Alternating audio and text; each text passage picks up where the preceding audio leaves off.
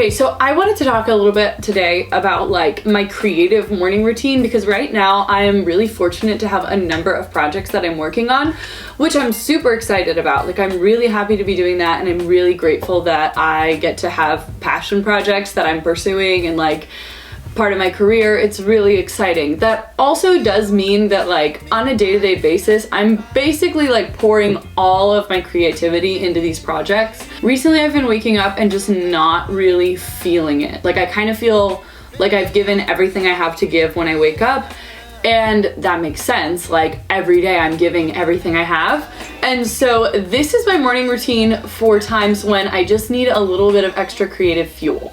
It feels like I'm depleting my creative resources faster than they naturally replenish, which is fine. That just means that I need to be conscious on a day-to-day basis of like finding more things that inspire me so that I can keep up with this level of work without burning out, because that's a big thing I'm working on. And I think that this like creative morning routine helps me to just kind of fill my cup, and that avoids burnout, which is really, really great. All right, here's a list. These are my notes over here. So here's a list of some of the things that I use on a day-to-day basis just as like creative fuel, just to give you like a sense of what I'm talking about.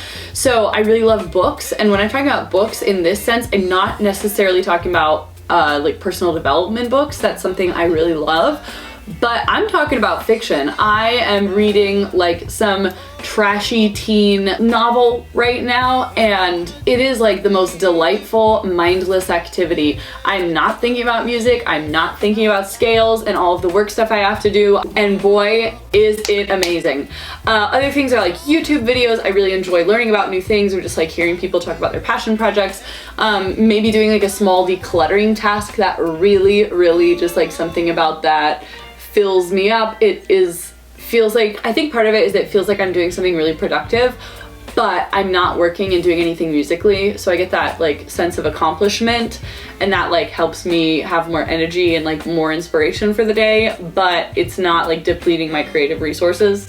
Making a nice little cozy space. I think that having a home that makes you feel really inspired and ready to create is super important. If you see any part of my home, there is stuff everywhere. There's art everywhere. I really love everything. Like, in any moment I can look in any direction and see colors that make me feel inspired and like I want to get to work, and that's really wonderful. I am not one of those people that can live inside of a milk carton.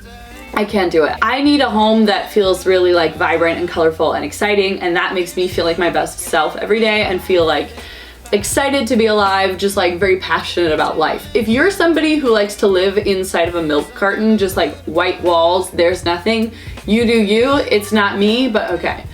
Another thing is like playing piano. So my primary instrument is voice, so doing things that are musical but are not like stressful, you know, like music for pure enjoyment is also really exciting for me, and it's not something that, surprisingly enough, I get to do a lot as a musician.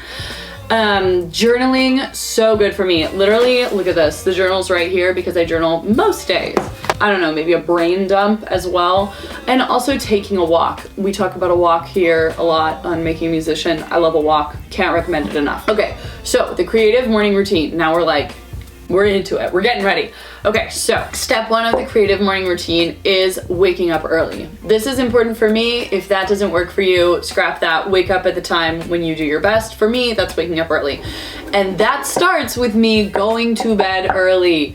Okay, so I get a minimum of 7 hours of sleep at night, but I am my best, most cool, fun, funky, fresh self when I have 9 hours. If I have 9 hours, girl, I could do anything. I can do anything. I could sing Carmen if I got 9 hours of sleep. You know what I mean? Like, things that are wildly inappropriate for me, we can make it happen if we're well rested. So sleep is really important for all of my creative endeavors. If I have slept enough, when I wake up in the morning, I feel excited to create. I feel like, yeah, let's get to work. Like, I'm looking forward to this. If I have not slept enough, slept enough. If I have not slept enough, I wake up and I am like resentful of all of the things that the day has in store for me. And it doesn't matter how passionate I am about any of the projects that I'm working on or like the music that I'm working on. I don't care. If I haven't slept, I'm mad. I am just like, how dare that scale need to be practiced today? I can't believe you. So we gotta sleep, okay? For me to be in bed early, I like to be in bed with the TV off by 9. Then I read for about an hour or so, I don't know, usually it's about an hour, but it's like till I feel like I'm gonna fall asleep. So asleep by about 10. I like to have my curtains open so that there's like light in the room, and that means that when my alarm goes off at 7 a.m., there's already light in the room. I've gotten 9 hours of sleep. I feel amazing, and it's just like waking up, feeling good, overjoyed, like thrilled to be alive, right? Which has not always been the case. Okay, so to reiterate, waking up at 7 is great for me. I get to like feel like I've slept in a little bit. I used to wake up every day at 5 a.m. So 7 does kind of feel like sleeping in for me. So, and waking up at 7 is very doable because I've got plenty of sleep, okay, and there is light flooding in the room, which makes me feel like, oh my God, it's time to get up and be a person.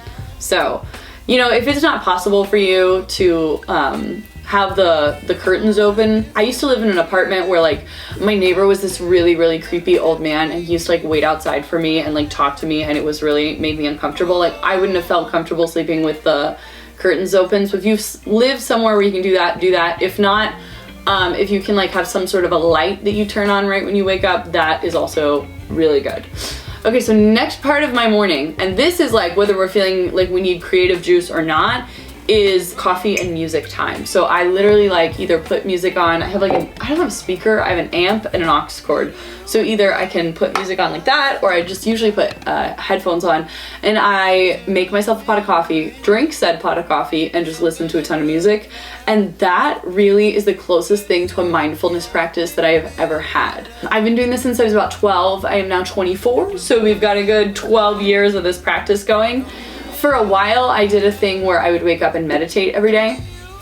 Oh my God, I hated it so much. I really dreaded waking up, and it started to be a real problem because then I wouldn't want to get up for things, and I would like have a really hard time dragging myself out of bed because the first step in my day was like a 10-minute meditation, and I hated it, and so I didn't want to start the day. So I don't do that anymore.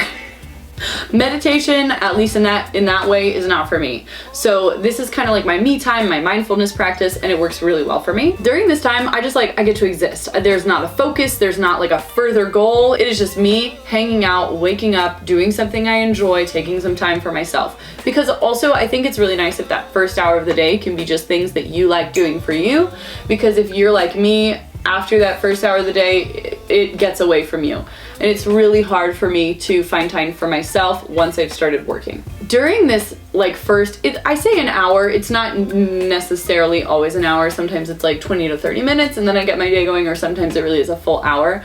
But during this time of like coffee and music is usually when my like crazy ideas hit me, and then that kind of leads me down different creative endeavors. And a lot of the most like exciting projects that I've come up with, I come up with the main idea for it during this time when I'm kind of like not putting any pressure on myself to create or to think of like the next big thing that I want to do. It just kind of comes to me during this time when I'm leaving myself alone. So I find that this is a very good source of like creative fuel, creative food.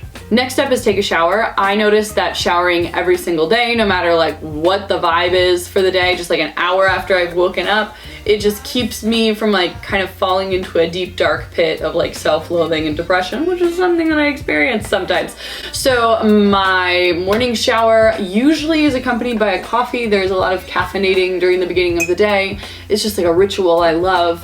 So I bring like a nice little coffee, a nice little hot girl beverage into the shower, and I'll like get all clean. I'll hang out for a second under the hot water, have my drink. It's not like a long shower, it's a pretty quick process, but that really brings me a lot of joy. And then I get dressed. Something about getting ready for the day, even when I don't have somewhere that I need to be, really just makes me feel like it's time to get to work.